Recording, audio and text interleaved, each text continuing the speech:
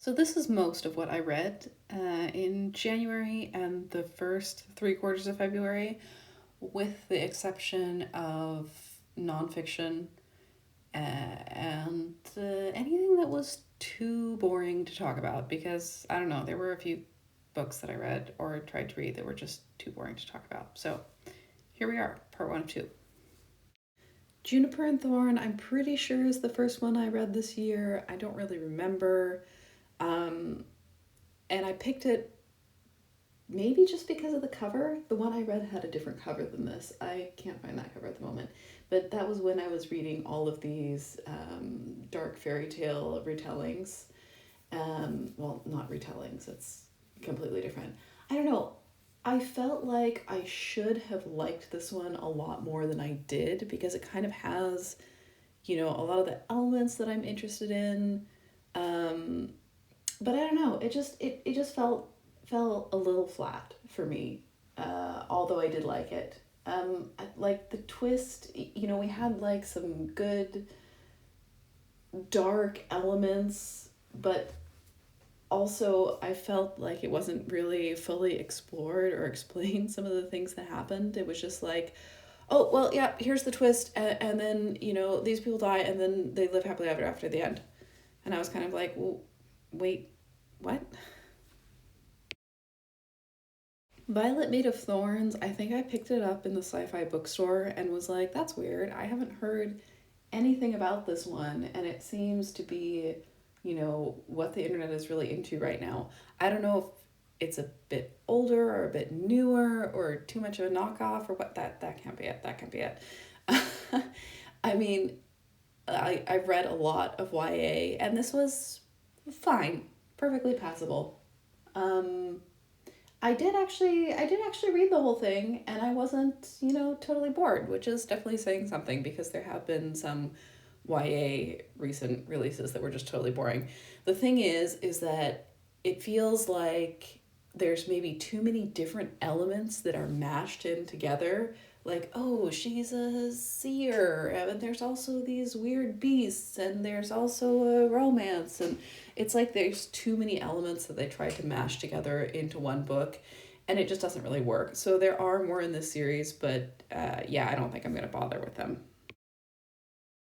Oh my god, so I love a good fairy tale retelling. I've never been that into Peter Pan. I don't know what made me think of this book. You know what? Actually, maybe what it was that the same author has also done like an Alice in Wonderland retelling. But that one wasn't at my closest library. So when I went to get this one about Peter Pan, actually the librarian there was like, oh, you have to read the Alice in Wonderland ones, they're so good, which I will talk about them later. But I would say neither of these are really young adult. These are kind of like they read as adult to me. I would not have been happy if I had checked this out of the library even as a teenager. So that was a little funny because in some libraries here they are shelved even in like the kids section, which I think is really not appropriate.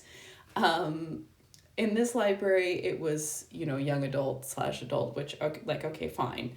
Um, but also it was really difficult to find. Anyway, uh, I thought this book was great.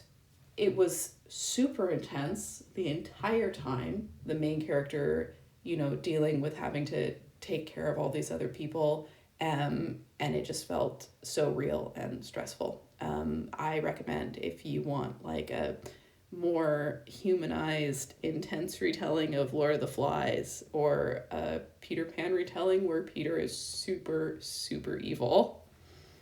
The other thing I thought while reading this book is that it would make, if it was well done, it would make such a good, like, surreal, trippy horror movie. It would be so good. It would be so disturbing. In a Garden Burning Gold, another one I chose solely for the gorgeous cover. And the thing is I chose this for the cover. It was in the fantasy section. I think I was at the library for maybe a concert or something. Whatever. I picked it because of the gorgeous cover.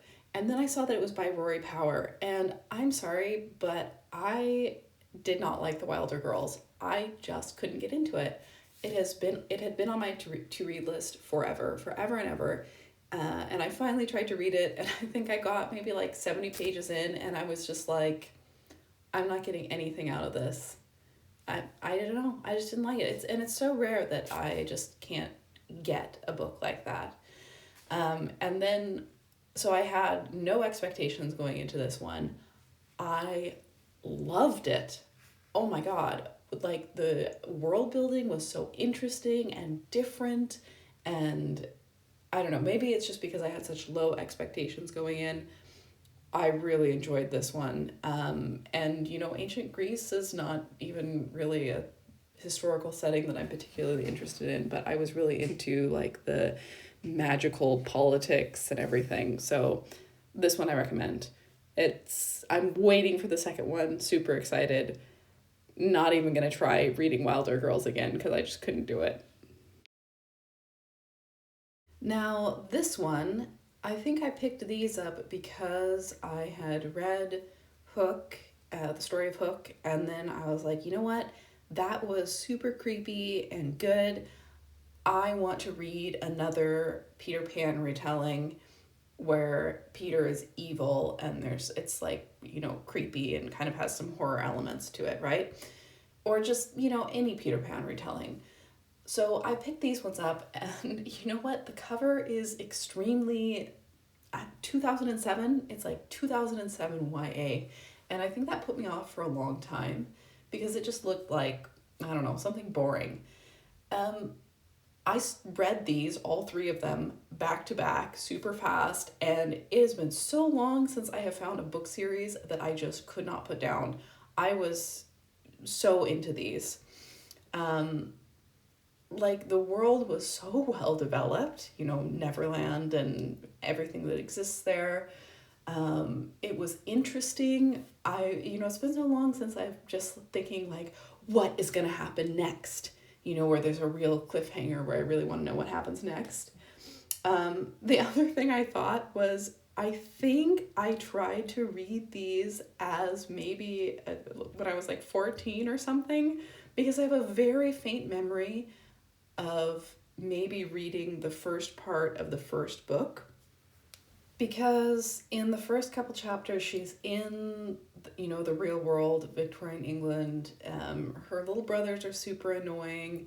She's in love with Booth, who's really boring. And I feel like I remember just that part, but it's so long ago, and it's probably good that I didn't keep reading, because as a kid, I mean, even as a teenager, I think I would not have liked the super evil Peter Pan. I would not have liked how Wendy keeps being in love with Booth, over all this time. And, there are some other like darker elements that, I was a little goody two shoes, and I did not like that in my reading as a kid. So I can certainly enjoy it as an adult, as a really good adventure story with some really dark, creepy stuff, especially what happens with Tinkerbell and the fairies and all that sort of stuff. It's pretty good.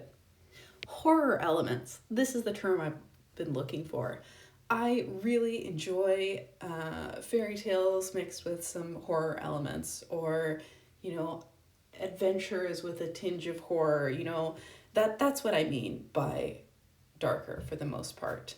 And I have started to enjoy the occasional horror movie and the occasional horror book as well. So, growing up, I guess. You know what? These were just so fun and the perfect YA romance. Once again, the cover kind of threw me off. I was like, it looks very stereotypical. I'm not really interested in the whole vampire trope. It was like a classic gothic novel. She's running around in beautiful dresses, solving mysteries, has a romance with this amazing guy.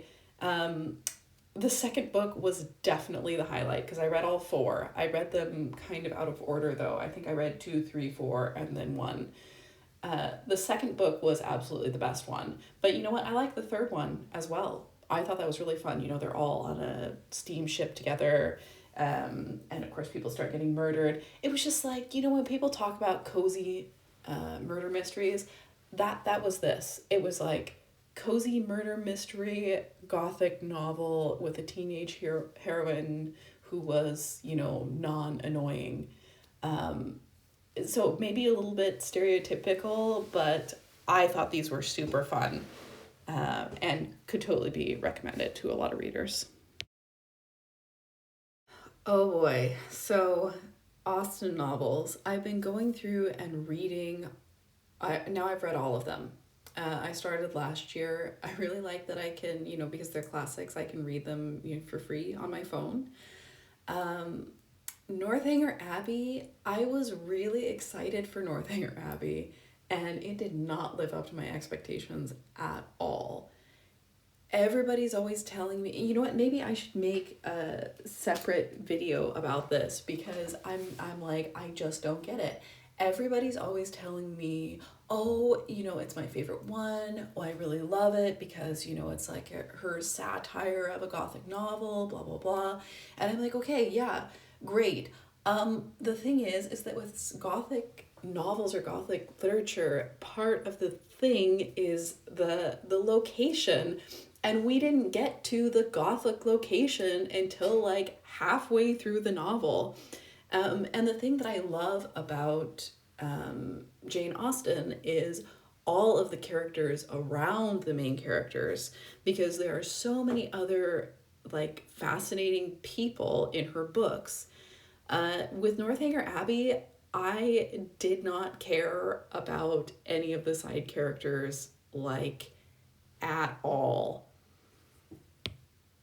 I kind of felt like the only characters in the book were, you know, Catherine and Henry Tilney and, you know, her horrible ex-friend or whatever.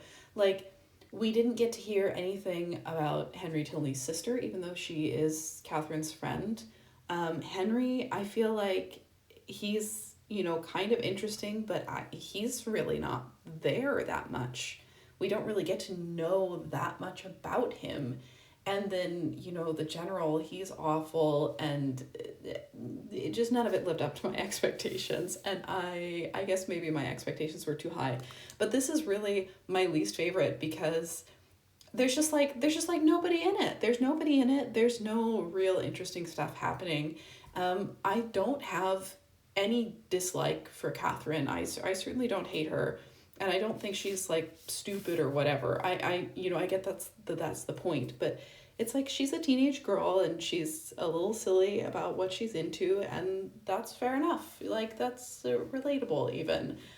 But yeah, I was really missing caring a lot about what was going on in the backgrounds, because in some of Austen's other novels, there's just so many other characters that are so interesting or so funny or that you care so much about, and this was just not there in Northanger Abbey.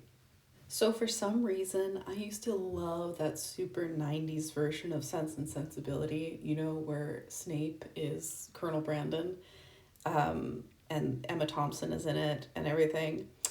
The thing is that when I was reading this book, let's see, what were my problems with this book? My problems were that I feel like Eleanor and Colonel Brandon, they have all these wonderful conversations and they seem like such dear friends.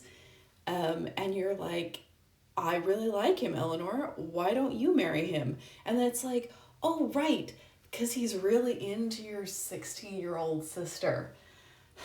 I know times were different then.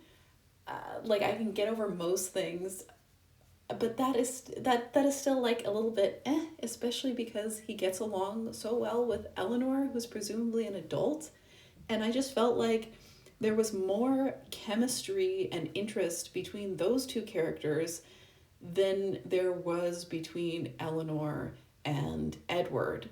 And speaking of Edward, I found Edward, you know what? He's just like really lame and boring. You know what? He doesn't he doesn't really do anything. I don't really get why Eleanor is so into him, and he is really not there throughout the book. Like, we see him briefly in the beginning, um, and we're kind of told that, Eleanor thinks he's super amazing and is super into him, and then he's just gone for most of the book. And, Marianne is in love with Willoughby, and all that other stuff is happening, and Eleanor is spending time with Colonel Brandon, and you're like, hey, this makes more sense than the other pairings. So I felt like we as readers didn't get to, like, experience Eleanor and Edward's relationship developing in any interesting way. So this one was a letdown for me, and it took me a while to get through it. This is another one that I might have unpopular opinions about. So I really enjoyed this one. I had pretty low expectations because I feel like no one talks about this one. No one has this one as their favorite. Yeah, people are just not interested in this one. You know what? I really liked it. I thought the main character, although we have nothing in common, she was, very clearly who she was. How do I explain that? I love how distinct all of Austen's characters are. It's like you're not going to confuse one of them for the other. People don't like her because, she's a prude, she's super religious.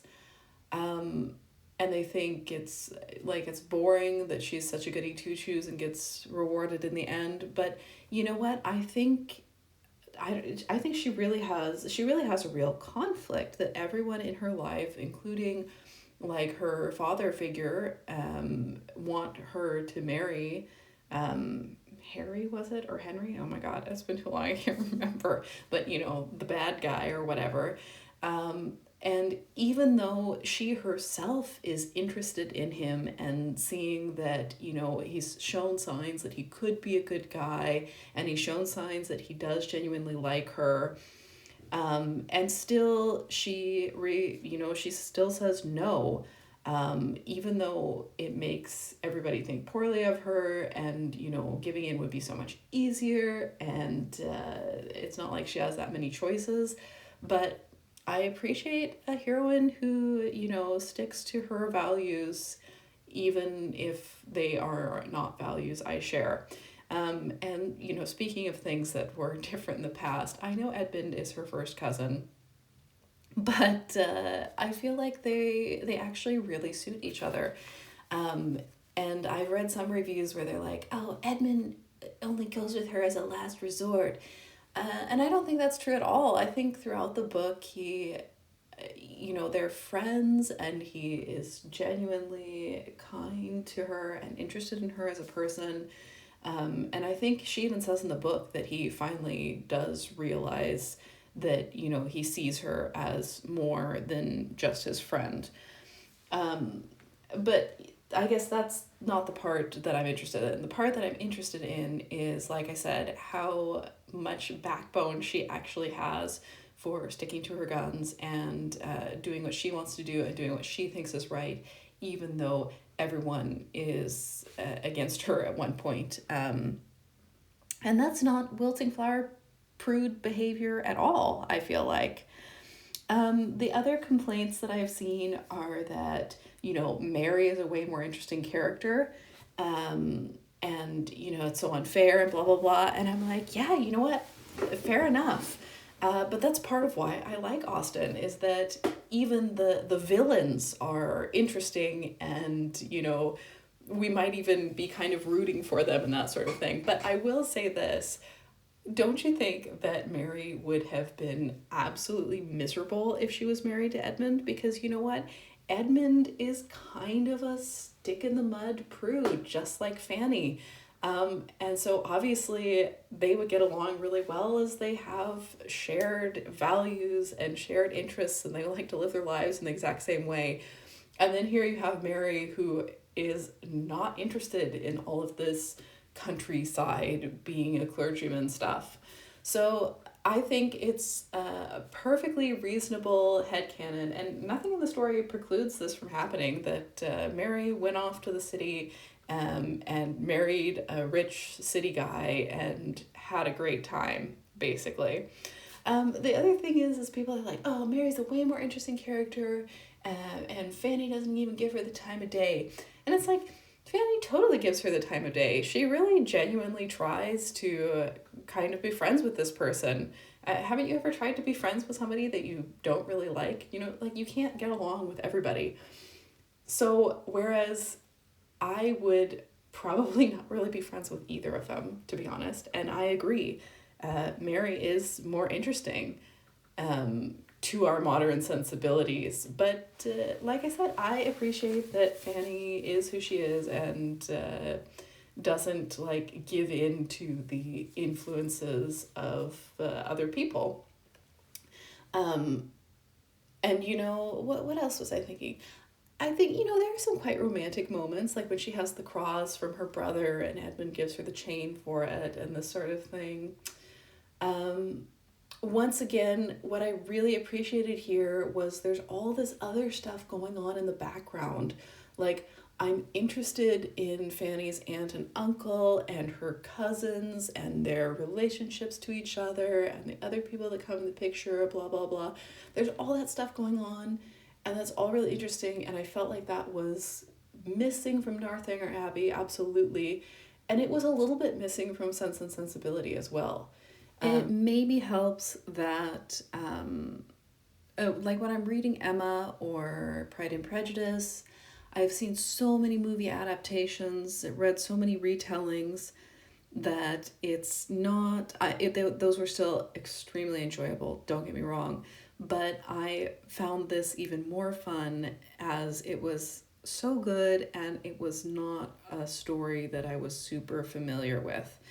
So, yes, this is definitely actually in my top Jane Austen novels. Well, there's only 6 of them, so I'll have to think about that. I really liked it.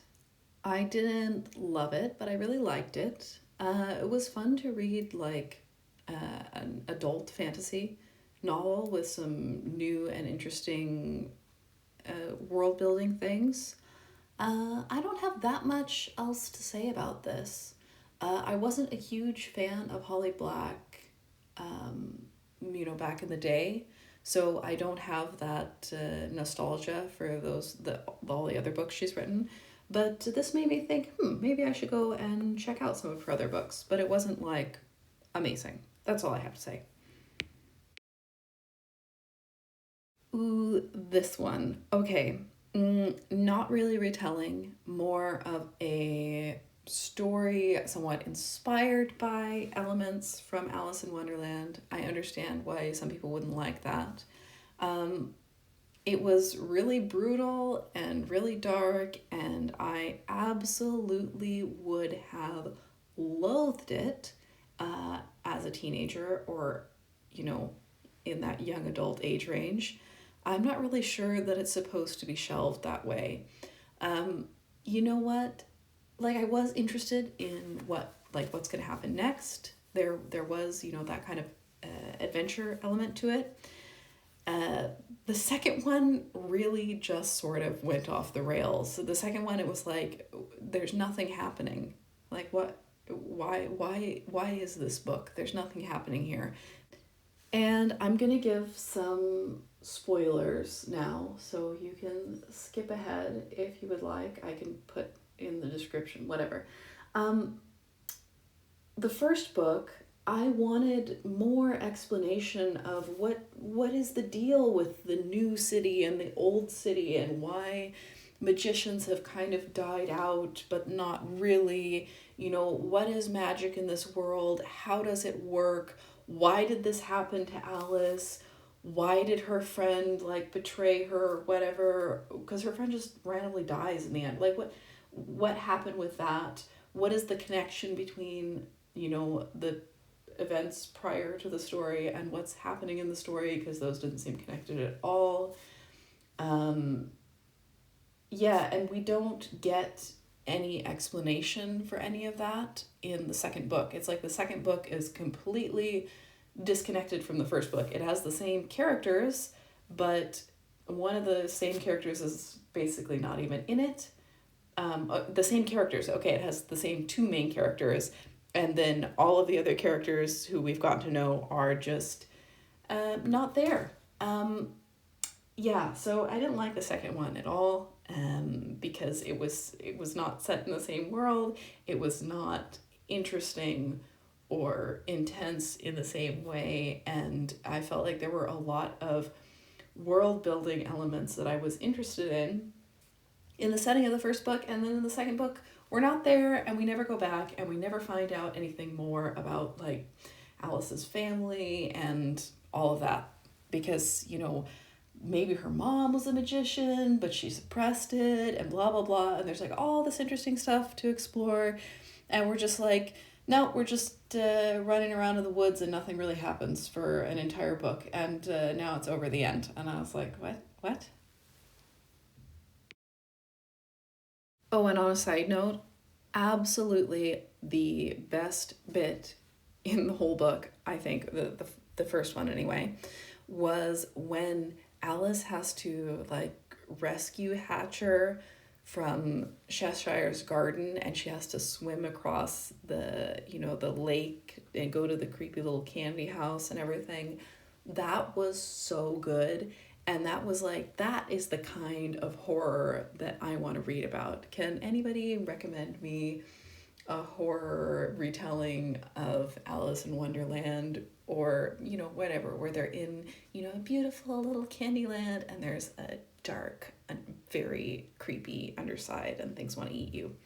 I liked that part, and that was like a microscopic part of these two books actually, so there you go. So I'm gonna make a second video with the rest of the books that I have read so far this year, because otherwise this video would be way too long, which is funny because I was thinking / hoping that I could make a video reviewing all 100 books I read last year. I don't think that's gonna happen. I think it would take entirely too much time.